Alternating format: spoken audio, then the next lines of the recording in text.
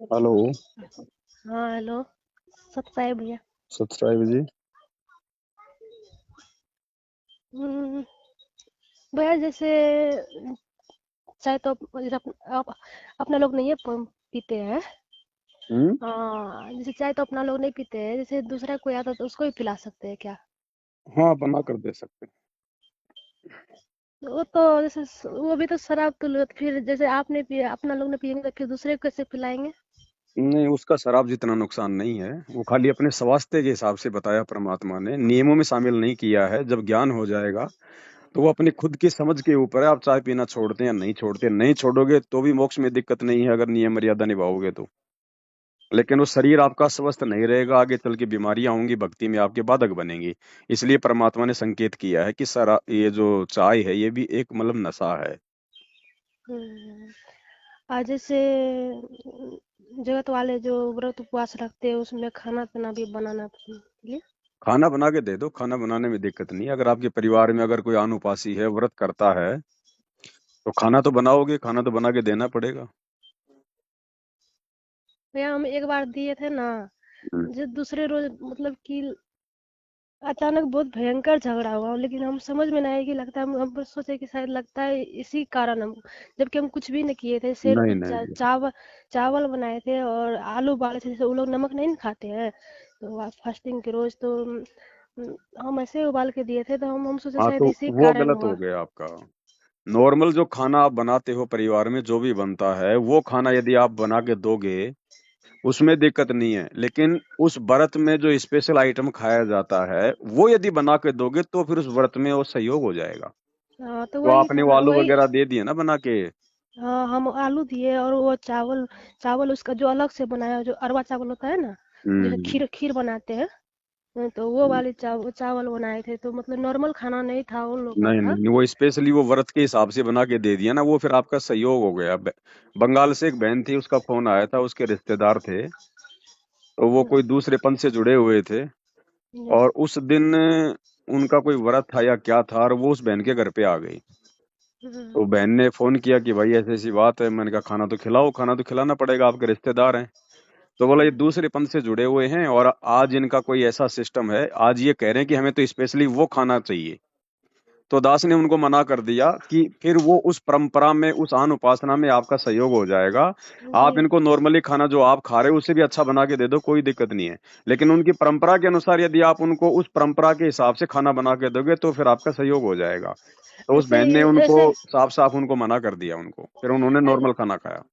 वो तो समझे दूसरा जगह से आए थे तो मान लिए, लेकिन जैसे आंगन में है ना, जैसे भगत जी जो है मेरा, वो खुद नवरात्रि रखे थे।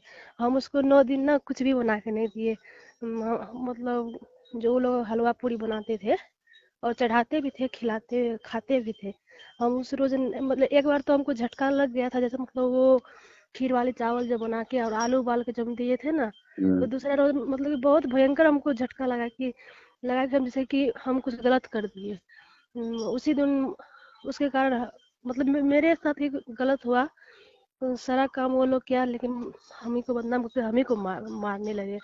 हम सोचे लगता है वो कल, लेकिन दबाव उन्हीं लोग का था कि क्या होगा तुमको, ये आलू चावल उबाल के भी देने में दिक्कत आता है क्या, वो ये सभी दिक्कत आता है क्या, ये भी ऐसा होता है। हम भी सोचे क्या होगा, कुछ नहीं होगा, दे देते हैं।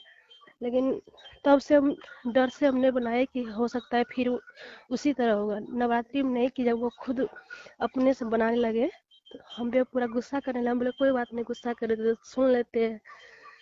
लेकिन वो सब मतलब सबको बताने लगे तो ना, मतलब व्रत उपवास में बना के नहीं देती है खाने के लिए। मतलब वो स्पेशल वाला जो खाना उसका जो बनता है, हम तो बोले जो खाना हम लोग का नमक वाला है वो जो भी खाना है वो बताइए हम, लेकिन आपका नहीं बना के देंगे ना, क्योंकि वो तो दूसरा को आप वो तो हमारे लिए जहर है, हम दूसरे को भी जहर नहीं खिला सकते हैं। जैसे बिल्कुल। हमारे, हाँ वो हमारे लिए जहर है तो वो दूसरे के लिए भी जहर ही है ना। तो हम इसीलिए हम बोले हमने जो हम नहीं खाएंगे वो दूसरे को भी हम नहीं खिलाएंगे। लेकिन भैया 4-5 रोज मतलब कोई गेस्ट आए थे, तो हमको वो चाय देने में भी बहुत अजीब सा लग रहा था देने में। वो जैसे लग रहा ठीक था है, कि, अपने को मर्यादाओं को लेके भय होना चाहिए, अच्छी बात है, लेकिन चाय वैसे बना के देने में कोई दिक्कत नहीं है। लेकिन हमको बहुत अजीब लगा। कभी कभी सोच रहे थे कि नहीं चाय नहीं नहीं पिलाएंगे, ऐसे पानी दे देते हैं, खाना खिला देते हैं, फिर भी बहुत पता नहीं कैसे करके फिर भी चाय बना के दिए, फिर सोचे कि आपसे पहले पूछ लेंगे, उसके बाद कुछ करेंगे। उसमें दिक्कत नहीं है, हमें चाय नहीं पीनी है जब समझ में आ जाए। नहीं, बाकी हम उनको पीते हम नहीं दे है। सकते हैं। देखो, सहयोग हमने केवल उन चीजों में नहीं करना है जो गुरुजी ने जो मुख्य मुख्य नियम बताए, उन जी। चीजों में सहयोग नहीं करना ना हमने करना। इसके इसके अलावा साथ संगति से जुड़ के और गुरुजी के सत्संगों में जो संकेत हमें मिले हैं ना, जी। वो चीजें बहन जी हमने नहीं करनी है। और ना जी। हमने, और अब मान लो कोई ऐसी चीज है कि जिसमें सहयोग देने से दिक्कत है, तो फिर वो हमने वहां पे सहयोग नहीं करना। बाकी इसी बहुत सारी इसी चीजें का ऐसी हैं कि भाई हम उसमें सहयोग जो है वो दे सकते हैं, तो उसमें फिर दिक्कत नहीं है। इसी कारण वही जो हम खाना बनाने उसको बना के दिए, मतलब उसका मतलब व्रत त्योहार वाला, तो वो हमको गुस्सा से ला के अपने मायके में छोड़ दिए। बोला कि हम तुमको नहीं रखेंगे जब तुम मेरा रीति कोई रिवाज में नहीं दिक्कत नहीं, वो आएगा। आपका है भी कहाँ जो आपकी भक्ति को नहीं समझ रहा, जो आपकी भावनाओं को नहीं समझ रहा। वो आपका पति भी कहाँ है, ऐसे आदमी के साथ रहें ना रहें बराबर बात है।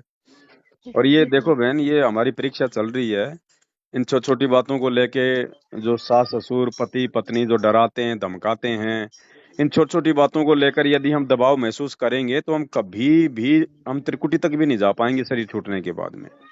जी। अगर ज्ञान समझ में आ गया, भगवान समझ में आ गया, मर्यादा निभानी है, मोक्ष लेना है, तो चाहे कोई जी क्यों ना हो, फिर आपको ये विश्वास भी होना चाहिए कि फिर तेरा भगवान भी तेरे साथ में खड़ा है अगर मर्यादाओं के लिए संघर्ष कर रहे हो तो। जी। और फालतू की बातों के लिए अगर उठ पटांगे तो फिर भगवान नहीं आता फिर बीच में। भक्ति जी। और मर्यादाओं के लिए यदि आप संघर्ष कर रहे हो, और यदि जी। आपका पति आपको निकाल देता है, तो कोई बात नहीं, हमने लड़ाई झगड़ा नहीं करना उसके साथ में। अगर हाथ ये पकड़ हम के नहीं घर से किया बाहर वो। कर रहा है, हाँ। नॉर्मली तो हमने संघर्ष करना है। ऐसे अपनी तरफ से नहीं आना उठा के थैला छोटी छोटी बातों पे। अगर हाथ पकड़ के घर से बाहर कर रहा है तो फिर उस घर में फिर रहना भी नहीं है। भैया वो ना ऐसा किए कि पहले तो वो पूरा देखभाल करना छोड़ दिए, मतलब कुछ भी नहीं, मतलब बीमार पड़ गए थे, तो हम्म। उस पूरा साफ छोड़ दिया कि हाँ मरो या जियो कुछ भी नहीं, मतलब बोलते थे कि नहीं वैसे नहीं रहो बस। नहीं, तब बोलते थे चलो तुम्हारा मायके में हम लेते आते हैं, वो अपना करें, हम नहीं रखेंगे, ऐसे ऐसे हम तुमको ले जाएंगे, कौन कोई डॉक्टर के पास भी ले जाएंगे तो कौन क्या बोलेंगे, मेरा पहुंच यहाँ से वहाँ है, ऐसे ऐसे बोल रहे थे कि सब बोलेंगे किसको विधवा को उठा के ला ली, बोलेंगे ये अब वो तो सब। मान बड़ाई वाला आदमी है बहन जी, सामाजिक आदमी है, वो तो हर प्रकार से अपनी इज्जत बेइज्जती को देख के चलता है। हाँ, मान तो भगत है हमारी, ना कोई इज्जत है ना कोई बेइज्जती है। बेइज्जती हो जाए तो भी हमें कोई फर्क नहीं है कि नहीं। हमने तो अपनी जी। मर्यादाओं का ध्यान रखना है, चाहे कोई जी क्यों ना हो। यहाँ कोई किसी का नहीं है, 4 दिन के रिश्ते हैं, सीधी जी सी भैया। बात है। परमात्मा ने समझा दिया, जब भगवान के बेटा बेटी उसकी पत्नी रिश्तेदार उनके नहीं हुए, तो आप और हमारे वाले कहाँ से हो जाएंगे, जी। है कि नहीं। जी। अपनी भक्ति को आगे रख के चलो, परमात्मा उसी समय साथ देगा जब भक्ति के लिए संघर्ष करेंगे। जी। वो कोई बालक थोड़ी है बहन जी, नहीं। उनको कोई ऐसा थोड़ी कि उनको पता नहीं है कि मेरे भक्तों के साथ क्या हो रहा है, क्या चल रहा है, आगे क्या होने वाला है। अंतर्यामी भगवान है, सब पता है।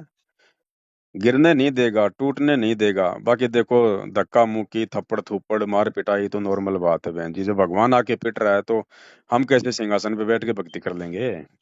वो तो बात सही है। संघर्ष तो करना पड़ेगा ना। हम्म।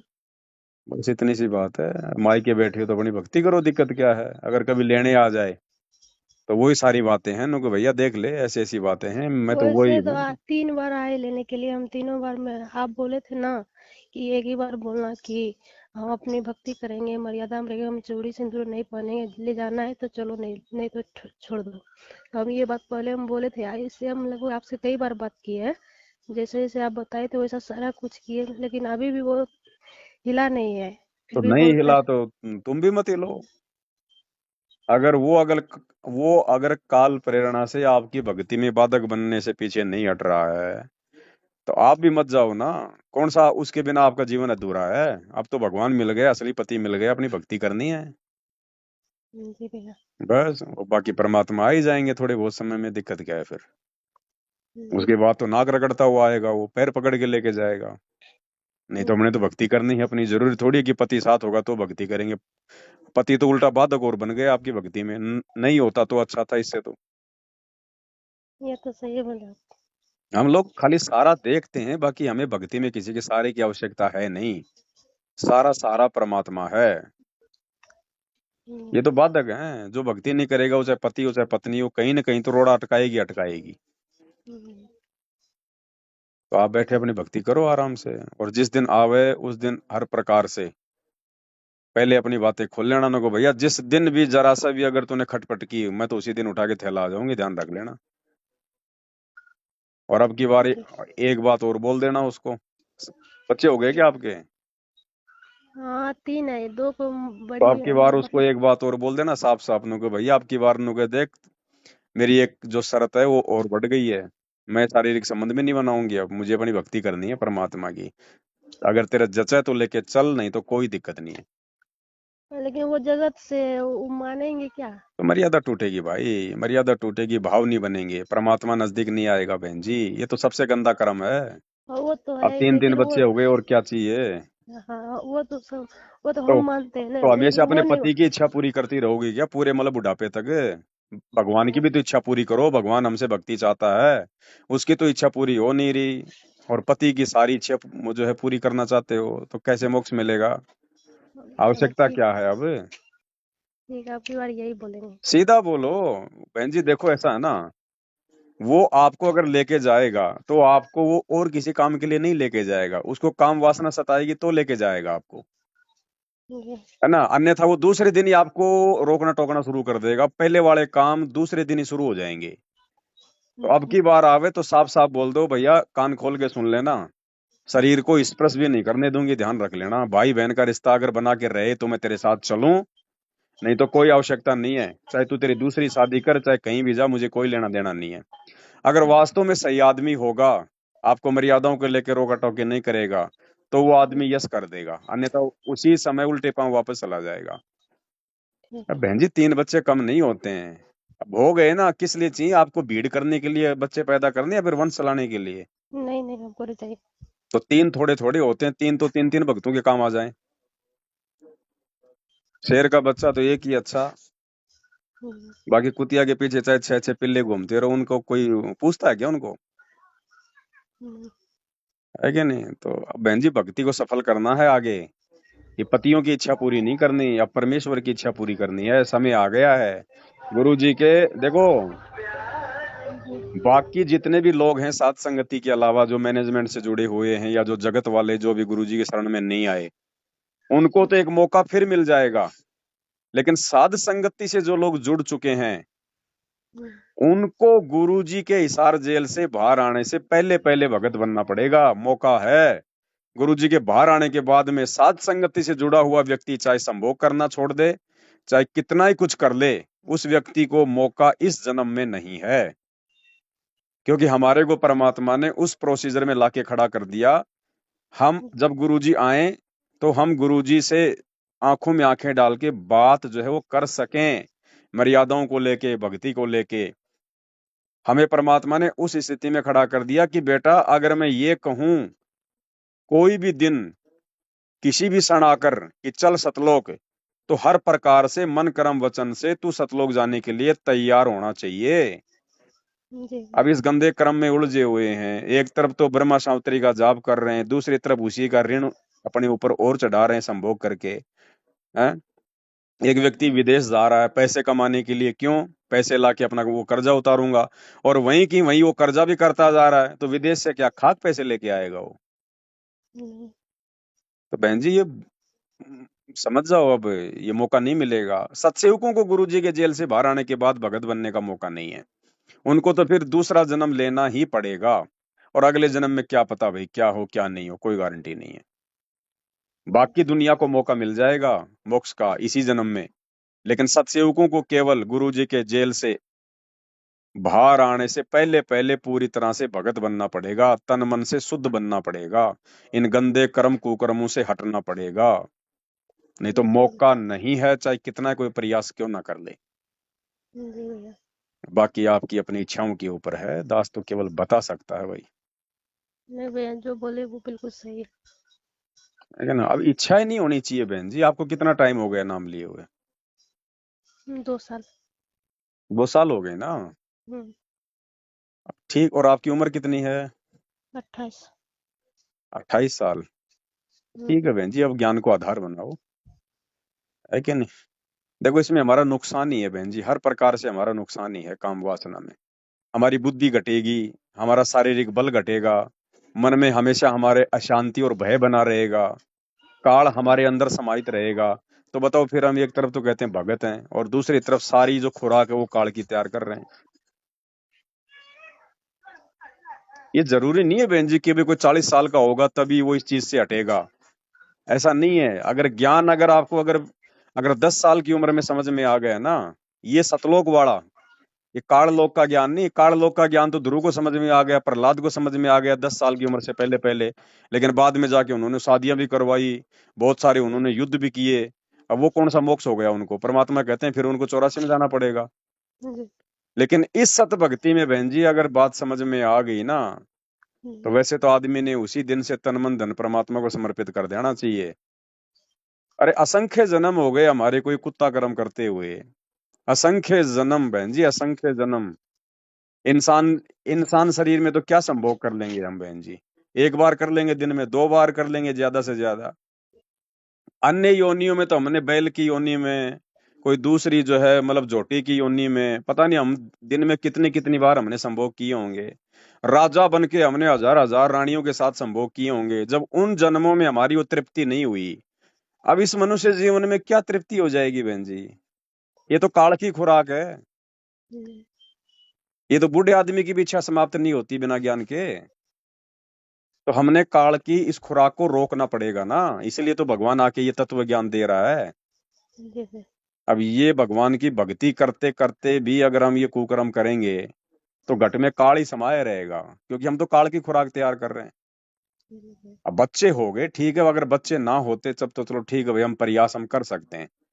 अब 3 3 बच्चे हो गए, अब और क्या चाहिए बहन जी? अब तो परमात्मा को समय दो अपना आगे का, और मालिक से प्रार्थना करो, परमात्मा से हृदय से रो, तब जाके इन चीजों पे अंकुश लगता है बहन जी। भैया मेरा मन नहीं करता, लेकिन हमको डर है कि वो ना जबरदस्ती करे। अब अब उसके डर से आप अपना सत्यानाश करवाओगी क्या? आप अपनी भक्ति बर्बाद करोगे क्या उसके डर से? भाई उसका अगर आपको डर है तो, अब आपको उसका क्या डर है? आप अपने मायके बैठी हो, वो अपने गांव बैठा है, आपको क्या डर है? मैं अभी नहीं है, जैसे मान तो लीजिए बाद में हम। बैठी रहना, बोल दो उसको, बोल दो उसको कि भाई ऐसी ऐसी बात है, मुझे अब तो बस अपनी भक्ति करनी है। देख लिया मैंने तेरे को, बहुत सुख दे दिया मैंने तेरे को, दे दिया तेरे माँ बाप को सुख दे दिया, लेकिन तुम लोग तो उल्टा मेरे लिए परेशानियां पैदा कर रहे हो। तो अब थोड़ा सा सुख में मर्यादा निभा के अपने गुरु भगवान को दूंगी, और गुरु भगवान मुझे उसके बदले में वो दे देगा, मुझे संसार का राजा नहीं दे सकता। जी। लेकिन ये आपके ज्ञान के ऊपर है, ये आपकी समझ के ऊपर, आपके विवेक के ऊपर है, आपकी दृढ़ता और विश्वास के ऊपर है बहन जी। मैं तो खाली बोल सकता हूँ, लेकिन आपने करना क्या है वो तो आपके अपने विवेक के ऊपर निर्भर करेगा। जी जी। देखो सतलोक अगर जाना है ना बहन जी, हम असंख्य जन्मों से धक्के क्यों खा रहे हैं? परमात्मा क्यों कहते हैं कि पुण्यात्म तुम आज के नहीं हो, तुम असंख्य युगों से लगे हुए हो। तो उन असंख्य युगों में भी हमें यही भगवान मिला, यही गुरु मिला, यही भक्ति मिली, यही मंत्र मिले, फिर हम क्यों नहीं पार हो पाए? कारण यही तो था कि हम ये मर्यादाएं नहीं छोड़ पाए, हम ये कुक्रम नहीं छोड़ पाए। जी। अब परमात्मा कह रहा है कि भैया ये मौका है फाइनल।